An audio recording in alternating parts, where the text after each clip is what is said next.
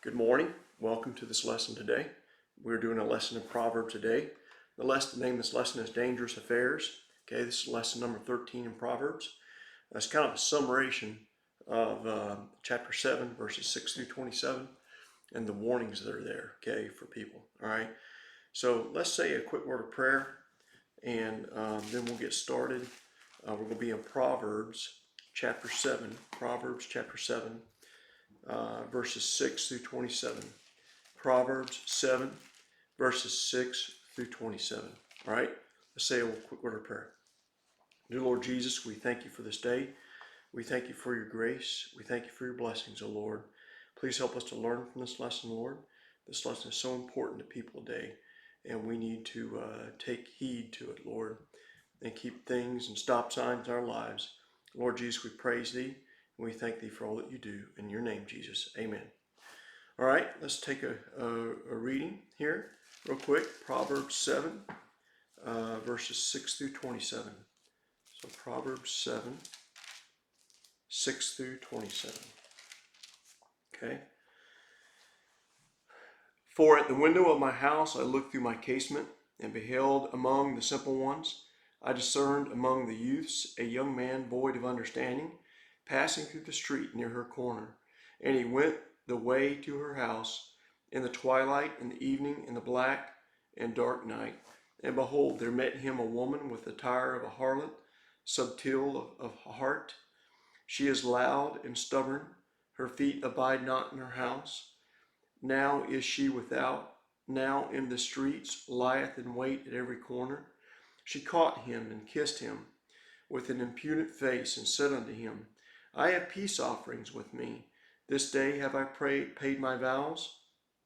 Therefore came I forth to meet thee, diligently to seek thy face. I have found thee. I have decked my bed with coverings of tapestry, with carved works, with fine linen of Egypt.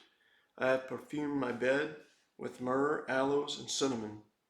Come, let us take our fill of love until the morning. Let us solace ourselves with loves, for the good man is not at home. He is gone a long journey. He hath taken a bag of money with him, and will come home at the day appointed. With her much fair speech she caused him to yield. With the flattering of her lips she forced him.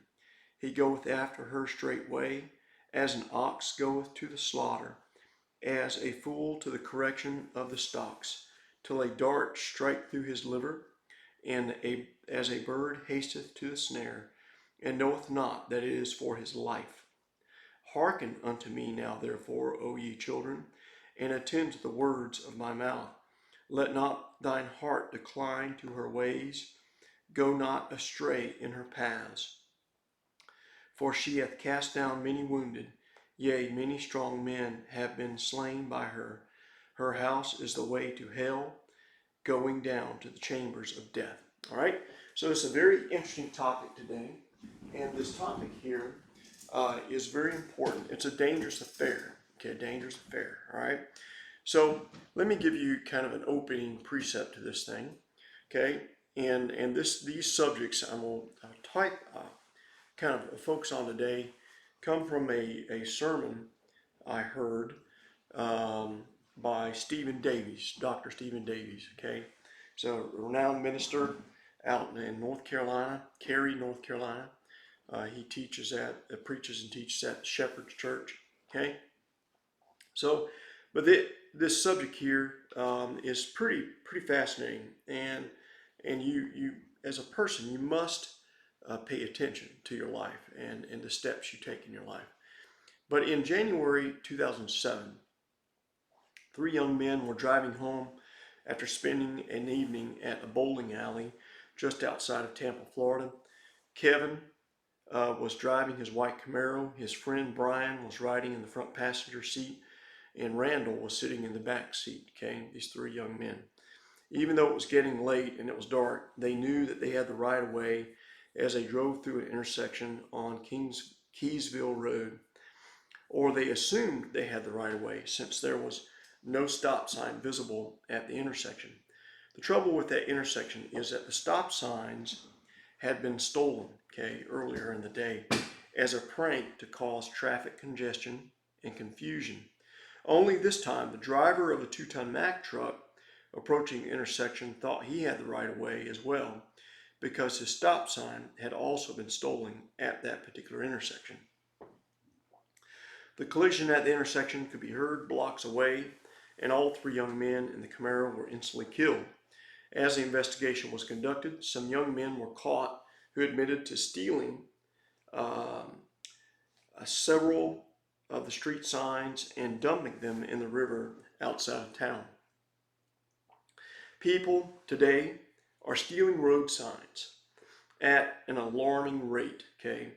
The cost to replace one road sign today, in my time, it's 2023, can cost as much as $300 a sign, okay? In the northwest region of our country in 2021, there were 80 sign thefts and 20 major accidents from those thefts. The sign thefts alone cost the state $24,000, which comes out of road maintenance costs. The average cost of a car accident, minor, is $2,000 and major is $10,000. So you take a look at those 20 major accidents and you start adding things up, and you've got a lot of money here at stake. So anywhere from $40,000 to $20,000 in costs for the 20 accidents, all right? So the favorite sign to steal of all signs, is kind of amazing, is the stop sign. Outside of Tampa, Florida, it costs the lives of these 3 young men, which is, you can't replace that, all right? Now, throughout the world, there's another major stop sign or road sign being removed from our moral landscape. It's a biblical stop sign, okay? These stop signs are being removed at an alarming speed with alarming results, and their casualties are everywhere, okay? And we just covered this in Proverbs, all right? Our culture has removed stop signs for sexual issues completely, in many cases, like the state of Washington, where children are taught in preschool about sex education. Washington State has a comprehensive sexual health education implementation program for teaching to all students, all right? These stop signs, in many cases, have been replaced with a speed up sign or even congratulations for not stopping sign. Here is some, here's some protection, self-protection to continue signs, okay? Our culture has labeled sexual behavior outside the marriage as alternative lifestyles, okay? Or legal acts between consenting adults, or rites of passage, or say words like people will be people, or boys will be boys, or girls will be girls, okay? Our generation has come up with the word safe and tied it to sex outside of marriage. There is no such thing as safe sex outside of marriage. There's just not, all right? This is like going to the ocean where sharks are sighted and riptide currents are active and putting up a sign that says safe to swim in this area, okay? Or maybe going to I-5 and putting up a pedestrian crossing in the traffic with a sign that says safe to cross here, okay? Insanity, all right? Or maybe going to a drainage ditch at an industrial site somewhere down in Tacoma along the port, okay? All right? And with a sign that says safe drinking water, okay? It's insanity, all right? Folks, there is no such thing as safe sin. There's just not, okay? Sin has fruit to it, fruit that you don't understand, all right? There is an author that wrote about his personal experience with promiscuity and infidelity that came from his past home life, okay? He gives a powerful warnings that are based on what happened to his own dad when his dad failed and had an affair. This issue goes on quite often in our society today. This author's dad, in fact, had gotten involved with the wife of one of his employees. His dad pushed his weight around. He was the boss. His employee's wife was willing, and she went along thinking that this might boost her own career in life. When she became pregnant, he, the boss, was furious, okay? This author's dad did not want anyone to find out because it would ruin him at the office and in the business world. So he swore her to secrecy, and then without her knowing about it, he had one of his security details make sure that her husband did not make it home alive from work. His dad later married this woman, and this author happened to be the second child of that marriage. The turmoil and fallout continued throughout that family as the author grew up, and he saw it all. And guess who the name of this author is? Solomon, King Solomon, okay? So now you know the rest of the story, okay, as Paul Harvey would say. Solomon had a first-hand experience and would follow the same path to utter ruin himself, okay? While he was pursuing purity, integrity, his collection of Proverbs spell out the warning after warning of this sin and the fruits of it and what it ends to. It ends to death. These warnings are very clear, and the stop sign would say, danger ahead, dead end, no trespassing, make a U-turn, turn around, or stop. And Proverbs, as I have taught with my friend, and I have been studying as well, detailed, if you noticed, Solomon denotes 2 entire proverbs to this subject of immorality, as well as portions of other chapters. In chapter 5, part of chapter 6, and chapter 7 are all dedicated to this issue of immorality. All right. In broad terms, this is fornication. Fornication is what it is. All right. The Greek word is porneia. All right, where we get our English word porn from. Porn. Okay. What is it? Well, it is illicit sexual activity, translated immorality, adultery, and fornication. That's exactly what it is, okay? And it's putrid. And people call it freedom of speech today. It's insanity, all right? And so when we take a look throughout the scriptures, we're warned clearly. Paul gives us clear warnings, okay? Paul gives us these warnings in 1 Corinthians chapter 6, verse 13, the last part of the verse. Now the body is not for fornication, but for the Lord, and the Lord for the body. So pretty clear, all right? So a lot of people think their body's like a plaything, all right? It's immorality, it's fornication, and it's adultery, okay? 1 Corinthians 6, 18 through 20. Paul says, flee fornication. Every sin that a man doeth is without the body, but he that committeth fornication sinneth against his own body. What? Paul says, know ye not that your body is a temple of the Holy Ghost, which is in you, which ye have of God, and ye are not your own? And he makes that question again. Ye are not your own. So don't you know that?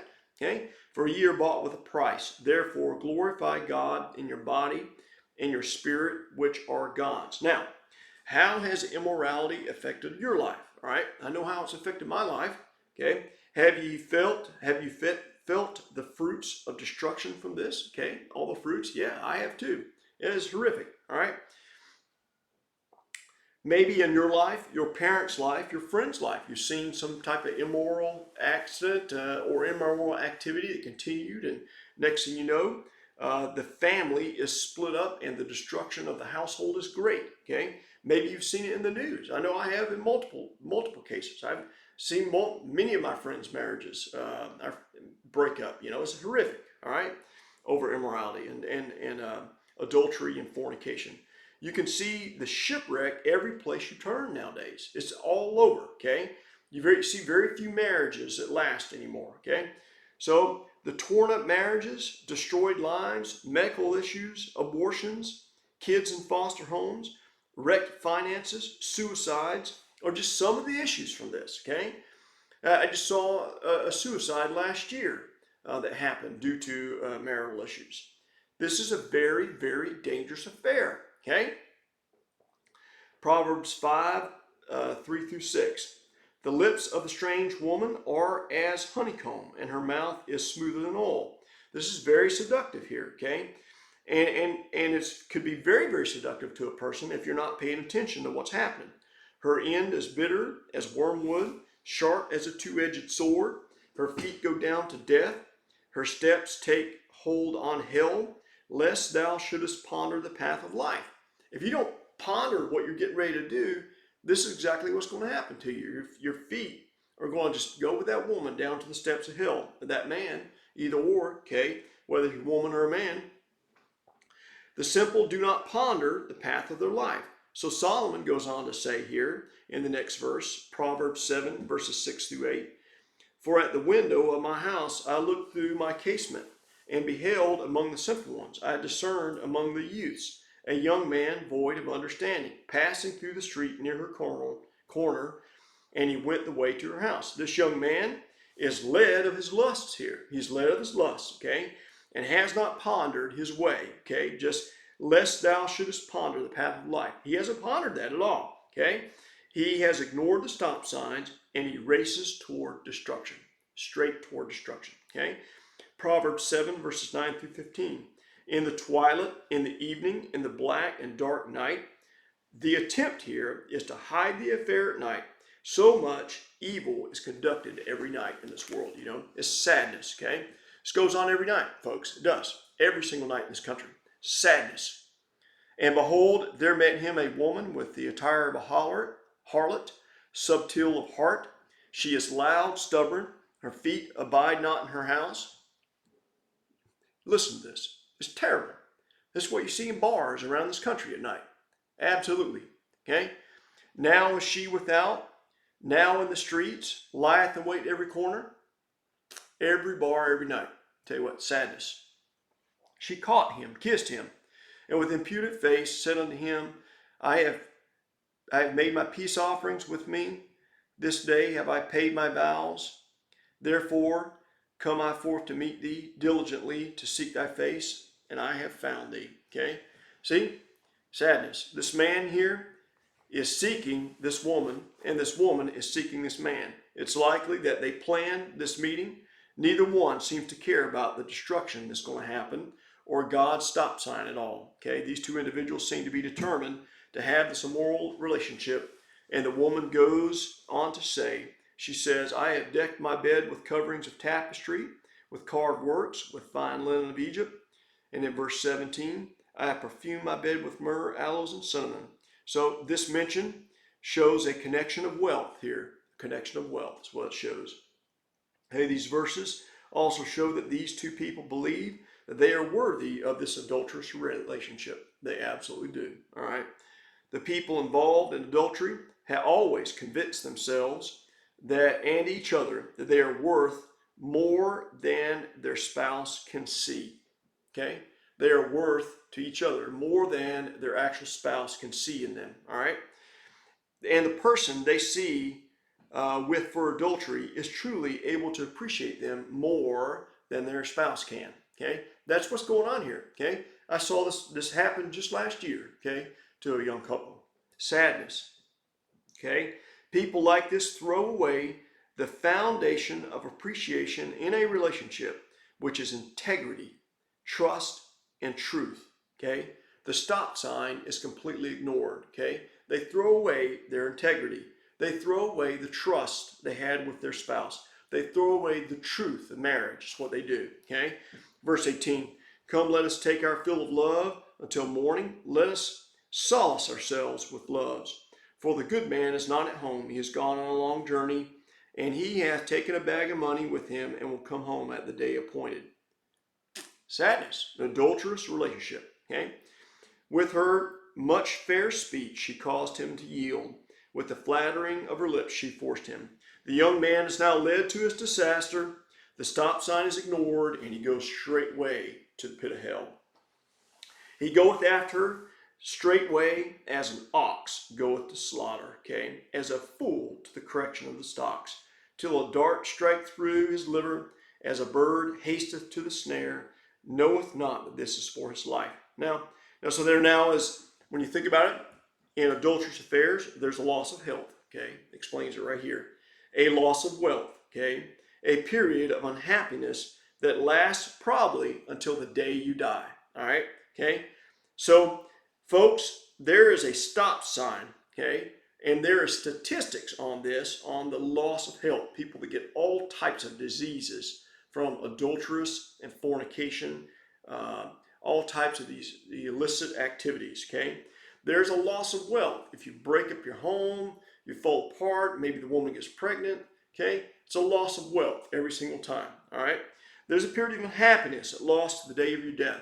If you take a look at the statistics on this, the statistics on this are horrific, okay? It shows suicides. It shows all types of just horrific consequences where 10 years down the road, 13 years down the road, 20 years down the road, this thing just doesn't stop in the mind of people. You know, and after 10, 15 years, the person that had the adulterous relationship makes a statement, I wish I'd never had. I wish I'd have stayed with my wife or stayed with my husband, okay? As exact statements from the statistics, folks. Don't do it. Don't ignore the stop sign, all right? So this is a stop sign. It's clearly presented, folks, in the Bible. It's a dangerous type of affair. Solomon knows better than any of us, okay? Solomon, okay, closes this chapter. He says in verse 24, with a plea to listen and to pay attention to this thing, okay, to this warning, all right? He says, hearken unto me now, therefore, O ye children, and attend unto the words of my mouth.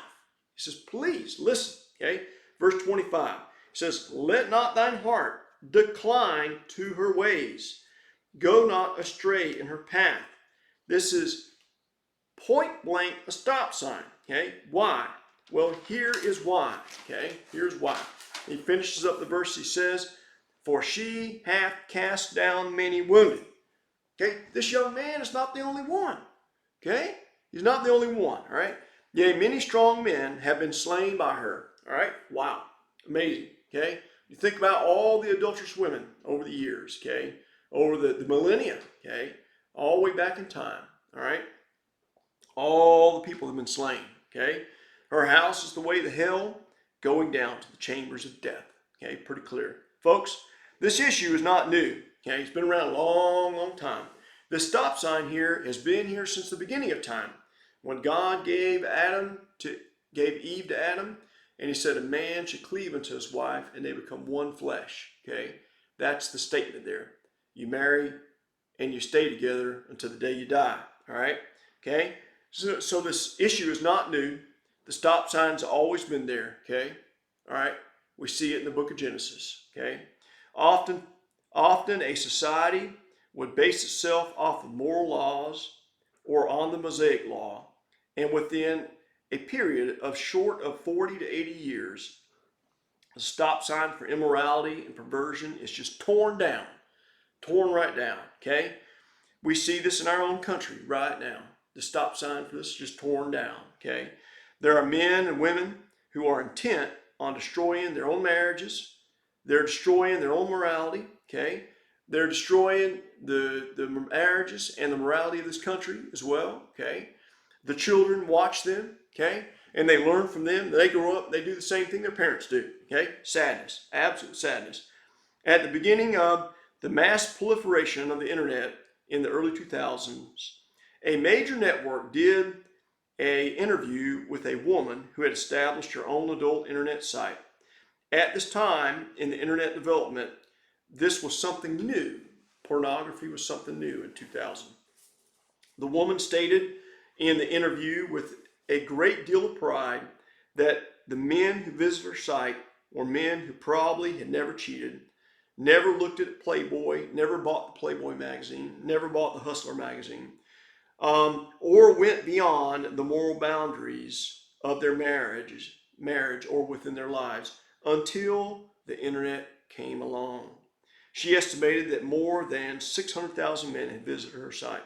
Folks, integrity, personal integrity. Do you have personal integrity? Can you say no? Okay. Folks, this is a serious, serious problem in our nation today. Listen to me, please. Listen to me, okay? Very serious. Don't avoid the stop sign, okay? Folks, God put up a stop sign that should not be ignored here. I'm telling you, it's a warning, It's a warning, okay? It leads to a lot of stuff, okay? It leads to a lot of stuff. Don't take this stop sign down. Ask God to help you. Pay attention every time you see the stop sign along the roadway of your life, okay? Trust in the Lord, okay? Put your efforts into His Word, okay? Into His will for your life, and don't ignore the stop sign. Thank you for listening. Bye.